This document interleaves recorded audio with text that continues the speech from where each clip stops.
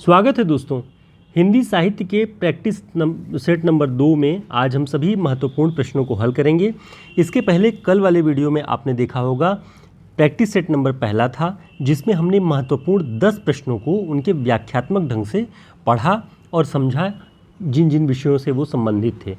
तो इस क्रम में शुरुआत करते हैं आज का पहला प्रश्न।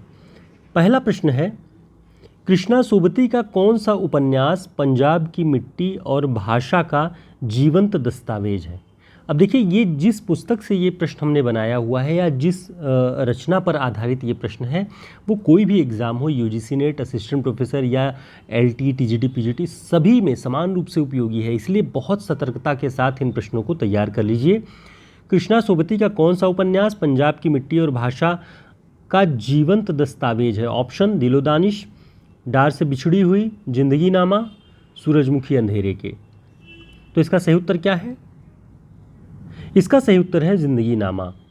कृष्णा सोबती का उपन्यास जिंदगी नामा पंजाब की मिट्टी और भाषा का जीवंत दस्तावेज है, ये डॉक्टर बच्चन सिंह कहते हैं। आगे वे लिखते हैं कि जिंदगी नामा पंजाब के एक गांव पर आधारित होते हुए भी पूरे पंजाब का एक जीवंत दस्तावेज है। रूप, रस, स्पर्श, शब्द, गंध से भरा हुआ एक पूर्ण नाट्य चलचित्र। तो देखिए, रूप, रस, स्पर्श, शब्द, गंध, यानी आप देखेंगे लोक कलाएँ, लोकगीत, लोक वाद्य यंत्र, त्यौहार, बहुत सारी चीज़ें ऐसी हैं कि जो कि पंजाब की विशिष्टता को इस उपन्यास में दिखाएंगी। यहाँ तक कि नदियों के नाम तक वो हैं जो पंजाब के आसपास हैं। तो पूरा का पूरा वातावरण ही पंजाब का बन जाएगा। इसलिए बच्चन सिंह लिखते हैं कि यह उपन्यास आंचलिक किस्म का उपन्यास है। अंचल विशेष की पूरी झलक, जहाँ पे अंचल बोलता है। तो ये चीज़ें इस उपन्यास के विषय में ध्यान रखिएगा। हरियाणा असिस्टेंट प्रोफेसर भर्ती परीक्षा और यूजीसी नेट के पाठ्यक्रम में ये उपन्यास लगा हुआ है, इस दृष्टि से महत्वपूर्ण है। देखते हैं अगला प्रश्न। जहाँ लक्ष्मी कैद है, इस कहानी के लेखक कौन हैं? ये कहानी भी लगभग सभी प्रतियोगी परीक्षाओं के पाठ्यक्रम में लगी हुई कहानी है। मोहन राकेश, रविंद्र कालिया, भैरव प्रसाद गुप्त, राजेंद्र यादव। तो इसका सही उत्तर क्या है? इसका सही उत्तर है राजेंद्र यादव। जहाँ लक्ष्मी कैद है कहानी के लेखक राजेंद्र यादव हैं।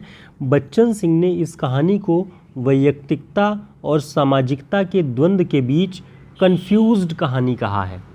तो देखिए, यहाँ पे आलोचकों के कुछ कथन आप इन जब रचनाओं के साथ, इन कृतियों के साथ जोड़ करके याद कर लेंगे तो भूलेंगे नहीं, और कभी भी ये जब आपसे टकराएंगे तो आपको याद आ जाएगा कि हमने वहाँ ये पढ़ा हुआ था कि जहाँ लक्ष्मी कैद है राजेंद्र यादव की कहानी है, और बच्चन सिंह ने इसे वैयक्तिकता और सामाजिकता के द्वंद्व के बीच कन्फ्यूज्ड कहानी कहा है। ठीक है, तो ये जहाँ लक्ष्मी कैद है, ये भी आपको सभी प्रतियोगी परीक्षाओं के पाठ्यक्रम में मिलेगी ये कहानी। अगला प्रश्न है, पान फूल, हंसा जाए अकेला, महुए का पेड़ जैसी चर्चित कहानियाँ लिखने वाले कहानीकार कौन हैं? ऑप्शन: रेणु, मोहन राकेश, मार्कंडेय, अमरकांत। तो ध्यान रखिएगा, पान फूल, हंसा जाए अकेला, महुए का पेड़, ये मार्कंडेय की रचित कहानी है। बच्चन सिंह लिखते हैं कि मार्कंडेय के पास गांव के खेतों, खलिहानों और मेड़ों पर उगने वाले मुहावरे हैं। इनका प्रयोग उन्हें प्रेमचंद की परंपरा में आने वाले कहानीकार के रूप में सिद्ध करता है। तो देखिए, ये जो इनके मुहावरे कहाँ के हैं? खेतों के, खलिहानों के और गांवों के जो मेड़ हैं उन पर उगने वाले मुहावरे जहाँ प्रयोग किए जाते हैं। और इनके प्रयोग के कारण, कहानियों में ऐसा प्रयोग करने के कारण मार्कंडेय प्रेमचंद की परंपरा में आने वाले कहानीकार होते हैं। ठीक है, तो ये प्रश्न ध्यान रखिएगा। मार्कंडेय नई कहानी के दौर के महत्वपूर्ण कहानीकार हैं। ठीक है, इस चीज़ को ध्यान रखेंगे मार्कंडेय से जोड़ करके। दोस्तों, प्रश्न अच्छे लग रहे हों, हमारी क्लासेस अगर आपके लिए उपयोगी हो तो वीडियो को लाइक ज़रूर कर दीजिए और चैनल को सब्सक्राइब भी कर लीजिए, जो लोग अब तक नहीं किए हुए हैं। और लगातार आप बने हैं, आपका चैनल पे आना जाना है, तो जुड़ेंगे तो समृद्ध होंगे, इसलिए साथ बने रहें। देखते हैं अगला प्रश्न। अंधेरे बंद कमरे में उपन्यास के लेखक कौन हैं? ऑप्शन: मुक्तिबोध, राजकमल चौधरी, मोहन राकेश, भीष्म साहनी। तो ध्यान रखेंगे, अंधेरे बंद कमरे में ये उपन्यास मोहन राकेश का है। अंधेरे बंद कमरे में 1961 में प्रकाशन है। अंधेरे में कविता मुक्तिबोध की है। ये अंतर भी ध्यान रखेंगे साथ में। देखते हैं हजारी प्रसाद द्विवेदी, एक कथन है कि हजारी प्रसाद द्विवेदी अकेले उपन्यासकार हैं जिन्होंने हिंदी उपन्यास का स्वदेशी ढांचा खोजा है। यानी अंग्रेजी की पद्धति पर, अंग्रेजी के ढंग का पहला उपन्यास कौन सा है, कमेंट करके आप बताएंगे। शुक्ल जी की पुस्तक में ये जिक्र आता है कि अंग्रेजी ढंग का पहला उपन्यास फला है, तो वह उपन्यास कौन सा है। जब अंग्रेजी ढंग के उपन्यासों, नॉवेल के पैटर्न पे लिखा जा रहा है तो भारतीय यानी स्वदेशी ढांचा का उपन्यास कौन लिख रहा है। बच्चन सिंह लिख रहे हैं इस बात को कि हजारी प्रसाद द्विवेदी लिख रहे हैं स्वदेशी ढांचे का उपन्यास। तो ये कथन बच्चन सिंह का है। हजारी प्रसाद द्विवेदी अकेले उपन्यासकार हैं जिन्होंने हिंदी उपन्यास का स्वदेशी ढांचा खोजा है। अब ये स्वदेशी ढांचा किन चीज़ों से बनता है, तो उन्होंने लिखा कि संस्कृत साहित्य की कथा आख्यायिका परंपरा, धार्मिक विश्वास, पुराण, निजंधरी कथाएं आदि का समावेश रहता है। ये बात जब आप बाणभट्ट की आत्मकथा पढ़ेंगे वहाँ पर भी दिखाई पड़ेगा। बाणभट्ट की आत्मकथा में बहुत सारे, अगर आपको आदिकालीन साहित्य की समझ बेहतर ढंग से समझनी हो, आपको जानना हो उसके विषय में, तो आप बाणभट्ट की आत्मकथा पढ़िए। आपको बहुत सारी आदिकालीन साहित्य की मान्यताएं जो थ्योरी के रूप में भी बहुत जगह आपको दिखाई पड़ेंगी कि महासुखवाद क्या है, किस तरह से सिद्धों और नाथों की परंपराएं चल रही थी, वो सारी चीज़ें आप प्रैक्टिकली उस उपन्यास में देख करके समझ जाएंगे। किसी दिन इस उपन्यास पर भी डिटेल में बात करेंगे। और दोस्तों, यूपी, एलटी, टीजीटी, पीजीटी की परीक्षा की दृष्टि से हमारा हिंदी साहित्य का शॉर्ट नोट्स बहुत उपयोगी है। बहुत सेलेक्टेड प्रश्न आपको इसमें मिलेंगे। और दूसरा 1000 प्रश्नों की टेस्ट सीरीज़ है।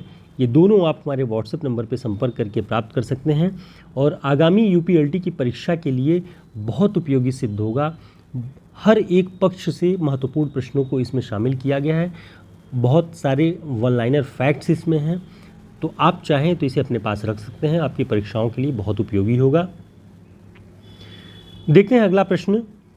अरुण यह मधुमय देश हमारा, जहां पहुंच अनजान क्षितिज को मिलता एक सहारा, ये गीत की पंक्तियां प्रसाद के किस नाटक से उद्धृत हैं। ऑप्शन में है ध्रुव स्वामिनी, चंद्रगुप्त, स्कंदगुप्त, अजातशत्रु। तो ये किस नाटक की पंक्तियां हैं, ध्यान रखेंगे, ये चंद्रगुप्त नाटक की पंक्तियां हैं। चंद्रगुप्त नाटक का जो प्रकाशन वर्ष है वो 1931 है। अब इसमें आपको ध्यान ये रखना है कि इस नाटक में ये गीत की पंक्तियां कौन गाती है। तो ये गीत की पंक्तियां कार्नेलिया गाती है। कार्नेलिया है कौन? कार्नेलिया जो यवन सेना भारत पर आक्रमण करने के लिए, जो सिकंदर की सेना यवन, ग्रीस से भारत पर आक्रमण करने के लिए आती है, उसमें सिकंदर का जो सेनापति होता है सिल्यूकस, सिल्यूकस की बेटी कार्नेलिया रहती है, जो सैनिकों के साथ, अपने पिता के साथ, सिल्यूकस के साथ भारत आई रहती है। और भारत के प्राकृतिक और भौगोलिक वातावरण को देख के, भारत की संस्कृति को देख के वो बहुत प्रभावित होती है। और कहीं उसने ये गीत सुन रखा होता है, अरुण यह मधुमय देश हमारा, जहाँ पहुँच अनजान क्षितिज को मिलता एक सहारा। बहुत मोहक लगता है, बहुत आकर्षक लगता है उसे ये गीत, और ये गीत वो गाती है। तो चंद्रगुप्त नाटक के विषय में ये बात आपको ध्यान रखना है कि कार्नेलिया सिल्यूकस की पुत्री रहती है। सिल्यूकस जो है वो सिकंदर, अलछेंद्र नाम रहता है इसमें सिकंदर का, अलछेंद्र का सेनापति है, और कार्नेलिया इस गीत को गाती है। तो चंद्रगुप्त नाटक के विषय में हमने एक स्पेशल क्लास भी बनाई है।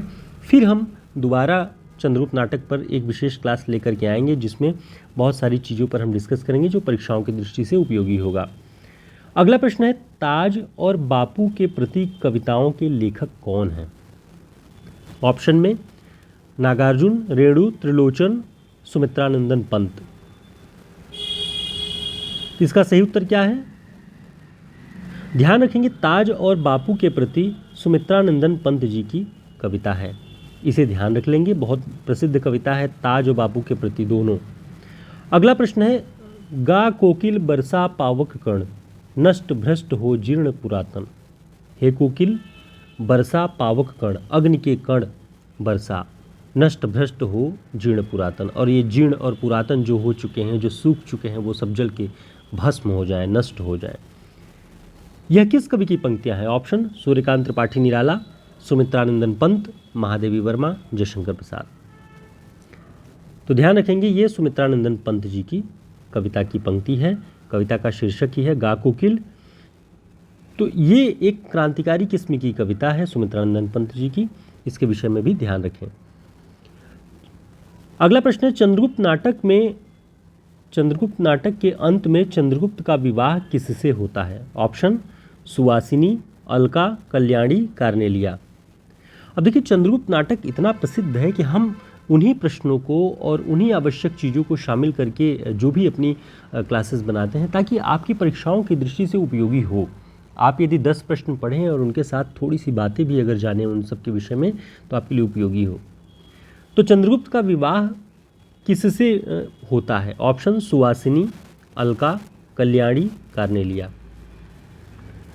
तो ध्यान रखेंगे, कार्नेलिया से चंद्रगुप्त का विवाह अंत में होता है। सिल्यूकस जो कार्नेलिया का पिता रहता है, उसको अंत में चंद्रगुप्त पराजित करता है और चाणक्य ने संधि के रूप में या एक कल्याणकारी प्रस्ताव के रूप में ये अपनी योजना रखता है वो, कि चंद्रगुप्त का विवाह कार्नेलिया से कर दिया जाए, जिससे यवन और भारतीयों के बीच में एक सौहार्द बना रहे। तो कार्नेलिया से विवाह होता है। इसके अलावा जो सुवासिनी पात्र है, सुवासिनी मगध में एक राक्षस नाम का पात्र है, उसका नाम ही राक्षस होता है और अमात्य के पद पर रहता है मगध में, उससे प्रेम करती है। और चाणक्य को भी सुवासिनी से प्रेम रहता है। बचपन के सखा होते हैं सुवासिनी और चाणक्य के मन में सुवासिनी के लिए प्रेम भी रहता है। लेकिन जब उसे पता चलता है कि सुवासिनी राक्षस से प्रेम करती है और दोनों के बीच में प्रणयपूर्ण संबंध है, तो अपने हृदय को कठोर करके उसे भूल जाता है चाणक्य। ठीक है, तो ये बातें ध्यान रखेंगे। और नंदवंश की कन्या रहती है कल्याणी, जो जिसकी बाद में हत्या हो जाती है, वो मर जाती है। तो ऐसे से कुछ बातें हैं जो कि आपको इस नाटक के विषय में जान लेने पर आसानी रहेगी। नाटक से आप संबंध भी थोड़ा सा स्थापित कर पाएंगे और कुछ महत्वपूर्ण तथ्यों को भी जान पाएंगे। देखते हैं अगला प्रश्न, सरोज स्मृति का प्रकाशन वर्ष क्या है? सरोज स्मृति निराला जी की कविता है। अपनी पुत्री की मृत्यु के वियोग में उन्होंने ये कविता लिखी। इसका प्रकाशन वर्ष क्या है? 1932, 1937, 1935, 1941। तो इसका जो सही उत्तर है वह है 1935। सरोज स्मृति का प्रकाशन वर्ष 1935 है। अब इसके विषय में थोड़ी सी महत्वपूर्ण बातें जो हैं उसे भी जान लेना चाहिए कि ये अनामिका काव्य संग्रह में संग्रहित कविता है सरोज स्मृति। इसी में राम की शक्ति पूजा भी है, तुलसीदास भी है, तो इसे ध्यान रखेंगे। और सरोज स्मृति की जो पंक्तियां हैं कुछ, वो आपको परीक्षाओं की दृष्टि से ध्यान रख लेनी चाहिए। जैसे, धन्य मैं पिता निरर्थक था, कुछ भी तेरे हित कर न सका। ये एक विवशता है एक पिता की, एक लाचारी है उसकी मृत्यु पर। वो क्षोभ में, दुख में ये बात कह रहा है कि धन्य हे बेटी, मैं तुम्हारे लिए कुछ भी न कर सका, मैं पिता निरर्थक था, कुछ भी तेरे हित कर न सका। और आगे इसी में लिखते हैं कि दुख ही जीवन की कथा रही, क्या कहूँ आज जो नहीं कही। तो ऐसे ये पंक्तियाँ बहुत महत्वपूर्ण हैं। परीक्षाओं की दृष्टि से पूछा जाता है कि ये किस कविता से है, इसके रचनाकार कौन हैं और इस कविता का प्रकाशन वर्ष क्या है। इस दृष्टि से सारी चीज़ें आप तैयार कर लेंगे। उम्मीद है ये सारे प्रश्न आपके लिए उपयोगी होंगे, आपकी जानकारी में, आपकी तैयारी में कुछ न कुछ योग देंगे। यदि हमारी क्लासेस आपको पसंद आती हैं तो वीडियो लाइक कर दिया करिए, चैनल को सब्सक्राइब यदि आपने अब तक नहीं किया है तो कर लीजिए। यहाँ पे सटीक और सही जानकारियाँ आपको मिलती रहेंगी। और हमारे हिंदी साहित्य के शॉर्ट नोट्स को यूपी टीजीटी, पीजीटी, एलटी परीक्षा के लिए, आगामी यूजीसी नेट की परीक्षा के लिए आप इसे अपने पास रखेंगे और देखेंगे कि कई सारी किताबों, नोट्स, सबसे ये डिफरेंट आपके लिए ये सिद्ध होगी, बहुत उपयोगी सिद्ध होगी। हमारे व्हाट्सएप नंबर पर संपर्क करके आप इसे ऑर्डर कर सकते हैं। फिर मिलेंगे एक नई क्लास में, तब तक के लिए नमस्कार, शुभकामनाएं।